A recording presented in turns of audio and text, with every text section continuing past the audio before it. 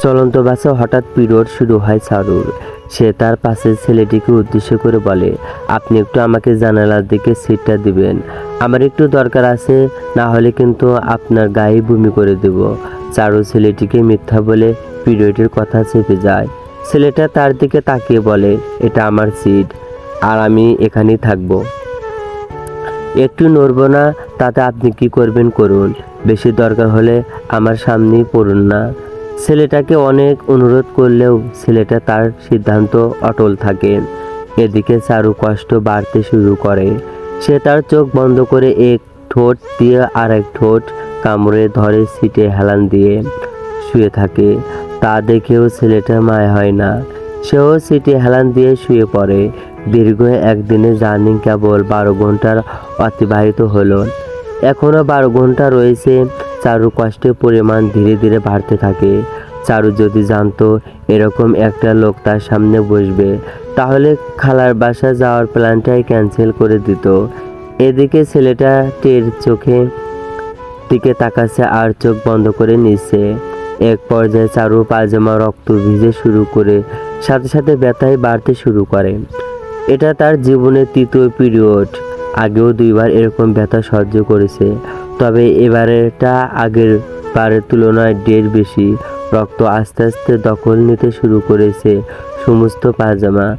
চারু এক ঠোঁট দিয়ে আর এক ঠোঁটকে কামড়ে ধরে নীরবে চোখের পানি ফেলছে। ছেলেটা চারুর রক্তাক্ত পায়জামার দিকে তাকিয়ে আছে। চারু এবার সিদ্ধান্ত নেয় শত কষ্ট করে হলেও ড্রাইভারকে বলে বাসটা থামাতে হবে। এর জন্য সে উঠে দাঁড়ায়। সে উঠে দাঁড়াতেই ছেলেটা তার পায়জামার দিকে তাকিয়ে বলে, আপনাদের মতো কমন সেন্সহীন মানুষ কখনো দেখিনি। এরকম ইম্পর্টেন্ট একটা মুহূর্ত কিভাবে পারেন এভাবে জার্নি করতে। নিন, আমি অন্যদিকে ঘুরছি। এই বলে ছেলেটা অন্যদিকে তাকায়, পকেট থেকে রুমাল বের করে চোখ দুটো বেঁধে নেয়। চারুর ভাগ্য ভালো যে সে বাসের সর্বশেষের কর্ণের সিটে বসেছে, না হলে আজ তাকে বিশাল এক বিড়ম্বনায় পড়তে হতো। ছেলেটা অন্যদিকে তাকিয়ে চোখ বাঁধা অবস্থায় চারুকে উদ্দেশ্য করে বলে, নিন, তাড়াতাড়ি শেষ করুন। ছেলেটার আদেশ পেয়ে চারু খানিকটা কষ্ট করে হলেও তার ব্যাগটা নামায় উপর থেকে। তারপর ব্যাগের চেইন খুলে খুঁজতে শুরু করে এই মুহূর্ত তার কাঙ্ক্ষিত সিটটা। সে সমস্ত ব্যাগের কাপড় ওলট পালট করেও খুঁজে পায় জিনিসটা। চারু বেশ চমকে ওঠে। এদিকে ছেলেটা বারবার তাকে তাগদা দিয়েই চলেছে। চারু শেষ পর্যন্ত উপায় না পেয়ে একটা মোটা কাপড়ের পায়জামা বের করে নিজের ব্যাগ থেকে, তারপর ঝটপট এমনভাবে কোমরে বেঁধে নেয় যাতে রক্তাক্ত পাজামাটা দেখা না যায়। চারু পাজামাটা ভালো করে বেঁধে নিয়ে ছেলেটাকে উদ্দেশ্য করে বলে, এবার চোখটা খুলুন। চারুর নির্দোষ পাওয়ার সাথে সাথে চোখ খোলে ছেলেটা। প্রথমে অবাক হয়ে তাকায় চারুর পাজামার দিকে, তারপর উপর দিকে তাকিয়ে তাকে উদ্দেশ্য করে বলে, কাজ হয়েছে তো? চারু শুধু মাথা নাড়ে হ্যাঁ বলে, কিন্তু মুখ ফুটে কিছু বলে না। তার উপর পেয়ে ছেলেটা আবার নিজের কানে হেডফোন গুঁজে সিটে হেলান দিয়ে বসে পড়ে। এদিকে চারু বুঝতে পারছে না কিছুই। সে নিজে স্যানিটারি প্যান্টটা ব্যাগের ভিতরে রেখেছিল, তাহলে এখন নাই কেন? এদিকে ব্যথা খানিকক্ষণের জন্য হালকা একটু কমলেও পরিবর্তনের কথা চিন্তা করে বেশ চিন্তিত হয় চারু। রাউজান আয়সা পড়ছি, কেটা কেটা নামবেন হেল্পারের এই কথাটাই চারু আর তার পাশের ছেলেটা দুজনেই জেনে যায়। দুজনেই ব্যাগ গুছিয়ে নামার প্রস্তুতি নিতে শুরু করে। প্রথমে ছেলেটা নেমে পড়ে বাস থেকে, তারপর চারু।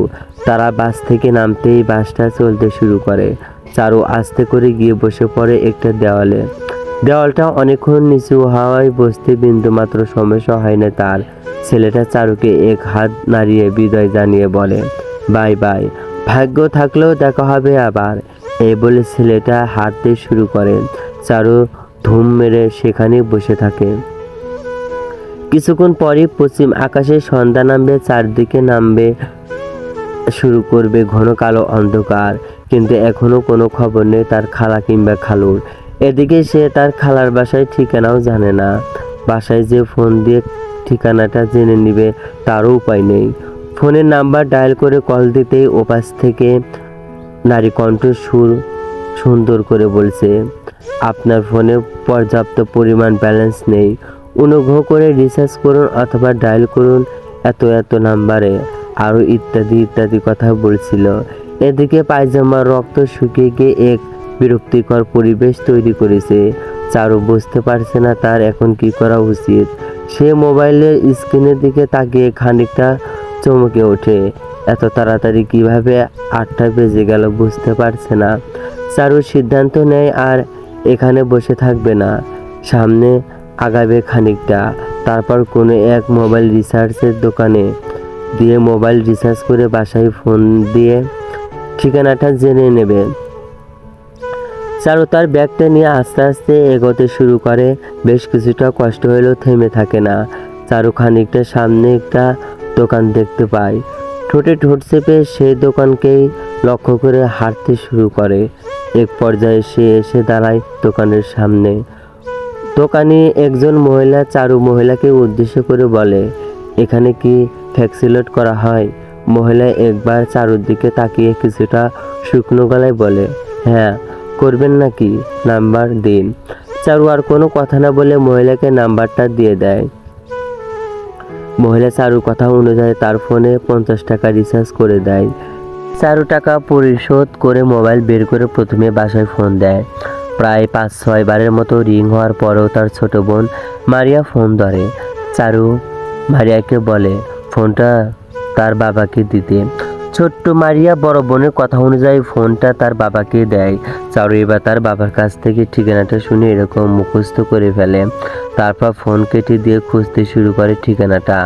3 এ ধর মেয়েটাকে রক্ত ভেজা গোলাপ, আজকে রাতটা মনে হয় খুব মজায় কাটবে রে। বিচিত্র এরকম কথা শুনে চমকে পিছনে তাকায় চারু। কয়েকটা ছেলে তার দিকে এগোচ্ছে, ভয় কলিজা শুকিয়ে যায় তার। এদিকে ব্যথায় আগের ন্যায় একটু বেড়েছে। চারু বুঝতে পারছে সে দৌড়াতে পারবে না, তবুও দৌড়ানোর ব্যর্থ চেষ্টা করে সে। এক হাতে ব্যাগ অন্য হাতে মোবাইল নিয়ে দৌড়াতে শুরু করে সে। দৌড়ানোর মাঝে লক্ষ্য করে কোমরের পায়জামাটা খুলে পড়ে গেছে, বেরিয়ে এসেছে রক্তাক্ত পায়জামাটা। চারু সেদিকে ভ্রুকুটি না করে দৌড়াতে থাকে। ছেলেগুলো তার খুব কাছে চলে এসেছে। চারু মনে মনে দোয়া দরুদ পড়ছে। হঠাৎ সে ধাক্কা খায় একজন লোকের সাথে। লোকটা তাকে না দেখেও বলে ওঠে, আজকাল রাস্তায় এসব পাগল যে কোথা থেকে বেড়ায় দূর। এই বলে লোকটা চারুর দিকে তাকায়, চারুও তাকায় লোকটার দিকে। দুজনে চমকে ওঠে দুজনকে দেখে। চারু আর লোকটা একসাথে বলে ওঠে, আপনি এখানে? দুজন একসাথে বলেও ছেলেটার কথাই শোনা যায়। চারু ঝটপট গিয়ে ছেলেটার পিছনে দাঁড়ায়। পিছনের ছেলেগুলো ততক্ষণে এসে পৌঁছেছে তাদের সামনে। ছেলেটাকে দেখা মাত্র অন্য ছেলেগুলো ভয়ে দৌড়াতে শুরু করে। চারু অবাক হয়ে লোকটার দিকে তাকায়। চারু কিছু বলার আগেই ছেলেটা চারুকে উদ্দেশ্য করে বলে, আপনি এখানে কেন? এখনো জাননি? চারু এবার সব বলে ছেলেটাকে। ছেলেটা চারুর দেওয়া ঠিকানা শুনে বেশ অবাক হয়, সাথে সাথে জিজ্ঞাসা করে, ওই বাড়ির লোকটা আপনার কি হয়? চারুর মাথা নাড়িয়ে উত্তর দেয়, খালু। চারুর উত্তর শোনার সাথে সাথে ছেলেটা চারুর পিঠে খুব জোরে একটা মার দেয়। চারু কিছু বুঝে ওঠার আগেই ছেলেটা চারুকে কোনো কিছু বুঝে ওঠার আগেই ছেলেটা চারুর পিঠে একটা মার দেয়। তারপর গালটা টেনে দিয়ে বলে, তার মানে তুই আমার সেই পিচ্ছি খালাতো বোন চারু? বুঝতে পারছে না ছেলেটা কি বলছে। অচেনা একটা ছেলে তাকে খালাতো বোন বলে দাবি তুলছে। ছেলেটা এবার চারু হাত ধরে বলে, চল আমার সাথে। এই বলে সে চারুকে টানতে টানতে নিয়ে যায়। চারু হাত ছাড়ানোর চেষ্টা করলেও পারে না, অনেক শক্ত করে ধরে রেখেছে তাকে। এক পর্যায়ে চারু হাত ছাড়ানোর চেষ্টা করা বাদ দিয়ে দেয়, জানে চেষ্টা করেও ফল হবে না। প্রায় 6 মিনিটের মতো হাঁটার পর তারা এসে পৌঁছায় একটা বাসার সামনে। ছেলেটি এবার চারু হাত ছেড়ে দিয়ে দরজায় মারতে শুরু করে। সাথে সাথে দরজা খুলে যায়। ওপাশে দাঁড়িয়ে আছে চারু খালাতো বোন রিমি। রিমি চারুকে দেখেই জড়িয়ে ধরে। ভিতর থেকে রিমির মা রিমিকে উদ্দেশ্য করে বলে, কে রে রিমি, রিমি খানিকটা চিল্লিয়ে উত্তর দেয়, চারু। রিমি চারুর পাজামার দিকে তাকিয়ে ভরকে যায়। সে তাড়াতাড়ি চারুকে ভিতরে নিয়ে যায়। চারুকে নিয়ে নিজের রুমে প্রবেশ করে দরজা লাগিয়ে দেয়। তারপর সে নিজেই চারুর ব্যাগ থেকে একটা পাজামা বের করে চারুকে দিতে দিতে বলে, আগের পায়জামা শেষ করে আয়। চারু আর কোনো কথা না বলে ব্যাগ থেকে আর একটা পাজামা বের করে পাজামা সমেত জামা নিয়ে ওয়াশরুমে প্রবেশ করে। লক্ষ্য শাওয়ার নিয়ে পরিষ্কার হয়ে বের হয়। প্রায় 20 মিনিটের মতো শাওয়ার নেওয়ার পর বের হয় চারু। সে বের হয়ে দেখে রিমি বিছানায় বসে আছে। চারু গিয়ে রিমির পাশে বসে পড়ে। রিমি কিছু বলে ওঠার আগেই চারু বলে তাকে, আমি জানি তুই কি ভাবছিস। যে জিনিসটা তোর শুরু হয়েছে 13 বছর বয়সে, সেটা আমার শুরু হয়েছে 16 বছর বয়সে, তাই না? রিমি চারুর কথায় মাথা নাড়িয়ে বলে, হুশ সাধারণত 10-14 বছরের মধ্যে শুরু হয়, কিন্তু তোর 16 কেন? চারু এবার তার মাথাটা নিচু করে বলে, প্রথমে এই ব্যাপারটা নিয়ে আমি খুবই চিন্তিত ছিলাম। তারপর ডাক্তারকে দেখালে ডাক্তার বলে আমি অতিরিক্ত চিকন হওয়ার কারণে আমার এই অবস্থা। আর আমার প্রথম হয়েছে 3 মাস আগে, এটা ছিল তৃতীয়, বুঝছিস? রিমি এবার হাসি মুখে বলে, আচ্ছা এখন এসব বাদ দে, শোন, কলেজ তো 1 মাসের ছুটি, এবার ছুটিটা আমরা জমিয়ে কাটাবো। ভাইয়াও আজকে ফিরে আসলো, এবারের ছুটিটা অনেক মজায় কাটবো মনে হয়। কি বলিস তুই? চারু উত্তর দেওয়ার আগেই দরজায় ঠক ঠক আওয়াজ হয়।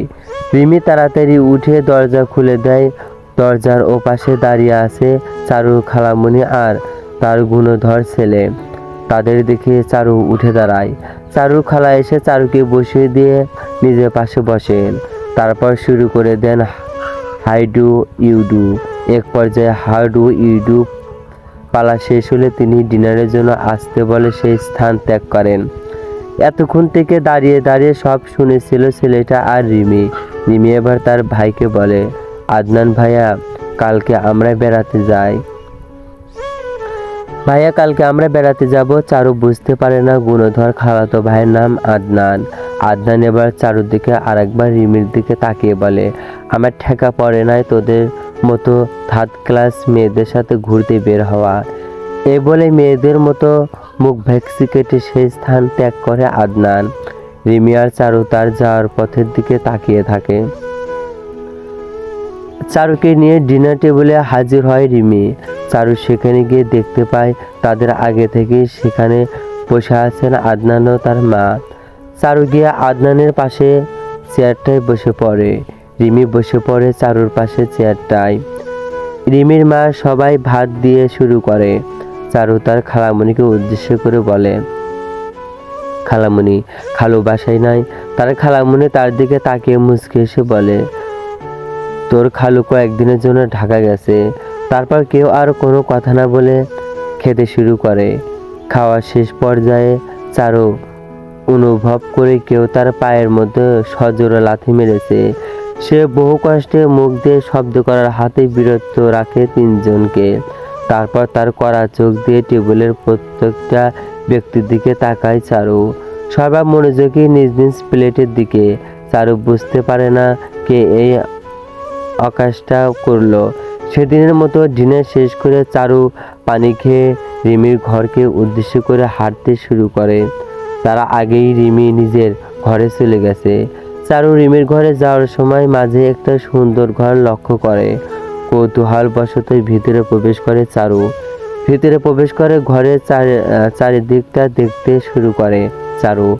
তার চোখ আটকে যায় বিছানার উপর থাকা মোবাইলটার দিকে। চারু ভয় নিয়ে মোবাইলটা হাতে নেয়। তারপর কোনো বাটনটাতে চাপ দিয়ে মোবাইলটা অন করে। মোবাইলটা অন করে ওয়ালপেপারটা দেখে চিল্লে ওঠে চারু। সাথে সাথে রুমের ভিতরে আগমন ঘটে আদনানের। বিছানার উপর চারুকে মোবাইল হাতে দেখে তাড়াতাড়ি এসে চারুর সাথে হাত থেকে মোবাইলটা ছিনিয়ে নেয় সে। তারপর খানিকটা কড়া গলায় বলে, তুই আমার রুমে কেন এসেছিস আবার মোবাইলও হাতে নিয়েছিস? তোর সাহস তো কম নয়। চারু ঘৃণিত চোখে তাকায় আদনানের দিকে। তারপর আদনানকে উদ্দেশ্য করে বলে, আপনি এত বেহায়া আমি জানতাম না। সি সি, আপনি কিভাবে এত বেহায়া বেয়াদব হইলেন? আপনার বাবা মা দুজনে ভালো, কিন্তু ছেলেটার নাম্বার 1 বেয়াদব। সি, পাশে 2টা মেয়ে নিয়ে কিভাবে ছবি তুলছে। চারু আর কিছু বলার আগেই আদনান চারুর মুখটা টিপে ধরে, তারপর খানিকটা রেগে বলে, খুব কথা বলস তুই, আমি বেয়াদব, আরও দেখবি এরকম ছবি। এই দেখ। এই বলে মোবাইলের লক খুলে গর্বের সহিত আরও ছবি দেখাতে শুরু করে আদনান।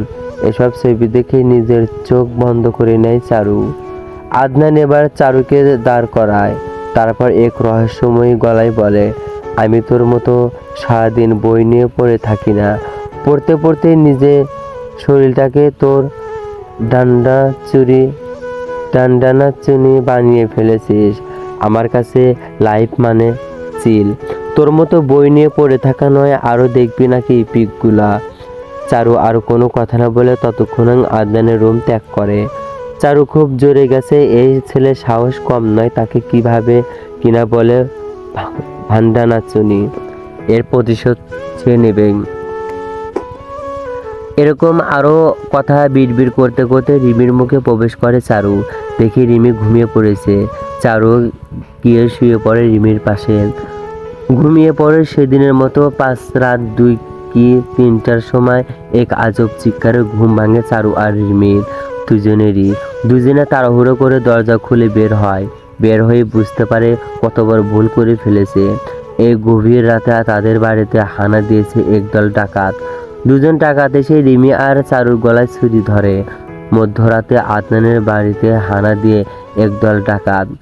দল নেতার কথা অনুযায়ী 3জন ডাকাত যথাক্রমে রিমি মা, রিমি ও চারুর গলায় ছুরি ধরে আছে।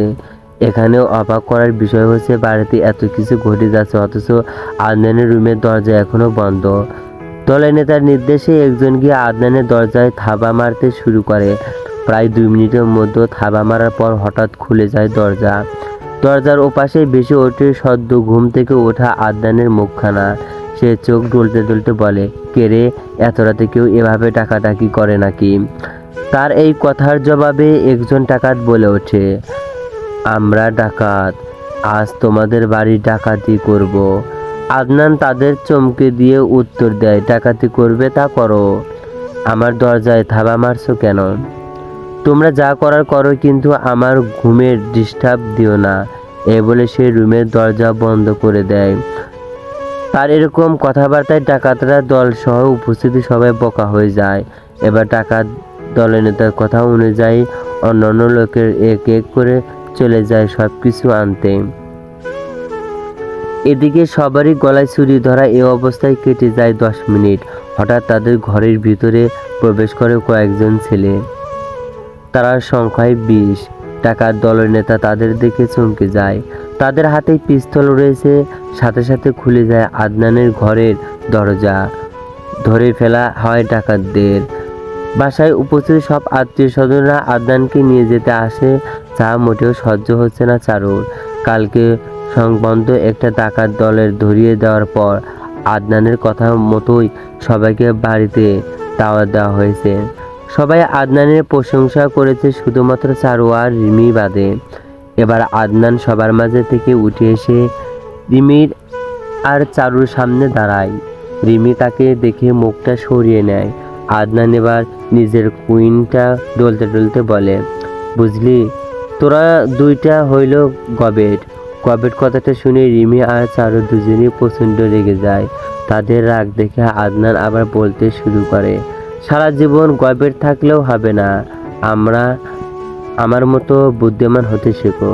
দেখ আমি কিভাবে কালকে টাকার দলে ধরিয়ে দিলাম। ও শিট, তোরা দেখবি কি করে, তোরা তো আস্ত কানা। আদনান যে তাদের অপমান করেছে সেটা টের বুঝতে পারছে দুজনেই, কিন্তু কিছু বলতে পারছে না, শুধু ভিতরে ভিতরে রেগে যাচ্ছে। এমন সময় আদনানের পাশে এসে দাঁড়ায় তার ফুফাতো বোন। শুরু করে দেয় ন্যাকামি। এই মেয়েটাকে উৎসলঙ্গ দেখতে দেখতে পারে না রিমি, শুধু ছেলেদের সাথে ডলাডলি করে। মেয়েটা আদনানের কাঁধে হাত রাখে, আদনানও তার কাঁধে হাত রাখে। এবার মেয়েটা রিমি আর চারুর দিকে তাকিয়ে বলে, এদের দাঁড় করে রেখেছো কেন দাদু? মেয়েটার এমন ন্যাকামি দেখে চারু ইচ্ছা করতেছে কষে দুইটা থাপ্পড় মারতে, কিন্তু ভদ্রতার খাতিরে সেই ইচ্ছাটাকে দমন করে চারু। আদনান এবার মেয়েটার দিকে তাকিয়ে বলে, কাদের কথা বলছো এই গবেটগুলোর? আরে এইগুলো তো আস্ত একটা অবুদ্ধিনের টিপি ঢিপি, তার সাথে কিছু টিপিস বুদ্ধিমান হওয়া। আর অমিত জানো আমি কত বুদ্ধিমান। নিজ সম্পর্কে আদনানের এত অহংকার সহ্য করতে পারে না চারু আর রিমি দুজনেই। তারা দুজনে আর এক মুহূর্তে দেরি না করে সেখান থেকে চলে যায়। দুজনেই রিমির রুমে প্রবেশ করে, দরজা লাগিয়ে দেয়, রেগে গিয়ে বসে পড়ে বিছানায়। দুজন দুদিকে মুখ করে তাকিয়ে থাকে। দুজনের মনে আদনানের প্রতি সীমাহীন রাগ বিরাজ করছে। দুজনে দুদিকে মুখ করে প্রায় 4 মিনিট বসে থাকার পর রিমি প্রথমে চারুর দিকে তাকায়, চারুও তাকায় রিমির দিকে। দুজনের মধ্যে চোখাচোখি হয়ে যায়। চারু, তোকে একটা গোপন কথা বলতে চাই, রিমি বলল। চারু খানিকটা আগ্রহ নিয়ে বলে, কি গোপন কথা? রিমি তার মাথাটা নিচু করে ফেলে, তারপর গলার আওয়াজটা কিছুটা নিচু করে এক নিঃশ্বাসে বলতে শুরু করে, তোকে আমাদের বাড়িতে নিয়ে আসা হয়েছে একটা ছেলেকে দেখানোর জন্য। ছেলেটা বাবার বন্ধুর ছেলে, আমেরিকাতে থাকে। তোর সাথে তার বিয়ের কথা চলছে, এতে তোর বাবা মাও রাজি আছে। আজকে তারা আসতেছে, আজকে তোকে ছেলেটাকে দেখতে আসবে। খুব তাড়াতাড়ি তোর বিয়ে দেব। তোর বাবা মা আমাকে বলতে নিষেধ করলেও আমি তোকে বলে দিলাম। কথাগুলো এক নিঃশ্বাসে বলে ফেলে রিমি। চারু অবাক হয়ে রিমির মুখের দিকে তাকিয়ে আছে। রিমি মজা করছে নাকি সত্যি বলছে? রিমি মজা করছে নাকি সত্যি বলছে বোঝার চেষ্টা করছে। চারু আর ভাবতে পারছে না। এত তাড়াতাড়ি তাকে বিয়ে দেওয়ার চিন্তা করছে তার বাবা, এটা মানতে পারছে না। চারু 2 হাত দিয়ে নিজের মাথাটা চিপে ধরে। এই মুহূর্তে তার মাথা গরম করলেও চলবে না, শান্ত মাথায় ভাবতে হবে কি করে বিয়েটা ভাঙা যায়। এই নিয়ে সে রিমির সাথে কথা বলতে শুরু করে। তারপর দুজনে মিলে ঝাক্কাস একটা প্ল্যান করে ফেলে। প্ল্যানটা সফল হলে বিয়ের ভাঙবে নিশ্চিত। দুজনের মুখে হাসি ছড়িয়ে পড়ে। রিমি চারুকে একটু সাজিয়ে দিয়ে বাইরে বের হয়। আয়তো দরজার ওপাশ থেকে কথাটা বলে রিমির মা। রিমি এই কথার জবাবে বলে, যাচ্ছি মা। তারপর রিমিকে চারুকে বেশি ভালো করে না সাজিয়ে বাইরে নিয়ে গিয়ে সোফায় বসিয়ে দেয়। চারু অবাক হয়ে দেখছে চারুর বাবা মাও সেখানে উপস্থিতি রয়েছে। বাসার সবাই সেখানে উপস্থিতি, শুধুমাত্র আদনান ছাড়া। কথা শুরু আগে রিমি বলে ওঠে, আপনারা এখানে কথা বলুন, তারা আলাদা আলাদাভাবে কথা বলুক। রিমির এই কথাটা শুনে চারু অবাক হয়ে রিমির দিকে তাকায়। এমন একটা ভাব নেয় যেন সে কিছুই জানে না। রিমির কথায় ছাই দেয় উপস্থিত সবাই। তারপর রিমি ছেলেটাকে আর চারুকে নিয়ে নিজের রুমে যায়। ছেলেটাকে বসিয়ে রেখে বিছানায় তার পাশে বসে চারু, আর রিমি যায় দরজার আড়ালে। ছেলেটা যে খানিকটা ভ্যাবলাকান্ত সেটা বুঝতে পেরেছে রিমি পর চারু উভয়। এক পর্যায়ে ছেলেটা চারুর কাছে এক গ্লাস পানি চায়। চারু উঠে যায় বেলকনির দিকে। এই মুহূর্তে একটা বাক্স হাতে ভিতরে প্রবেশ করে রিমি। ছেলেটা তাকে দেখা মাত্র মাথা নিচু করে নেয়। রিমি বাক্সটা নিয়ে গিয়ে রাখে ছেলেটার সামনে। ছেলেটা আস্তে করে রিমিকে জিজ্ঞাসা করে, বাক্সটাতে কি? রিমি বাক্সটা খুলে দিয়ে বলে, আপুর পোষা সাপ। এ বলে রিমি সেখান থেকে চলে যায়। যাওয়ার সময় দরজা লাগিয়ে দিয়ে যায়। এদিকে সাপটা আস্তে আস্তে মাথা তুলে তাকাতে থাকে। কালো রঙের এই সাপটার দিকে ভীষণ ভয় পেয়ে যায় ছেলেটা। বারবার পকেট থেকে টিস্যু বের করে কপালে ঘাম মুছতে থাকে। সাপটা আস্তে আস্তে ছেলেটার দিকে এগোতে থাকে। ছেলেটা দরজার দিকে তাকায়। দরজা বন্ধ করা পালিয়ে যাওয়ার একমাত্র পথ বেলকনিটা। দৌড়ে সেদিকে যায় ছেলেটা। লাফ দিয়ে বেলকনির পাশে গাছটাতে উঠে পড়ে। এদিকে সাপটাও যে তার পিছু ছাড়ছে না। ছেলেটা গাছ দিয়ে নামতে শুরু করে। নামতে নামতে এক পর্যায়ে, যদি গল্পটি ভালো লাগে অবশ্যই কমেন্টে জানিয়ে দেবেন। আপনাদের কমেন্ট পেয়ে গেলে পরবর্তী পার্ট দ্রুত আপলোড করার চেষ্টা করব। ও আমার চ্যানেলটি সাবস্ক্রাইব করবেন, বেল আইকন ক্লিক করবেন। ধন্যবাদ। চলবে ইনশাল্লাহ।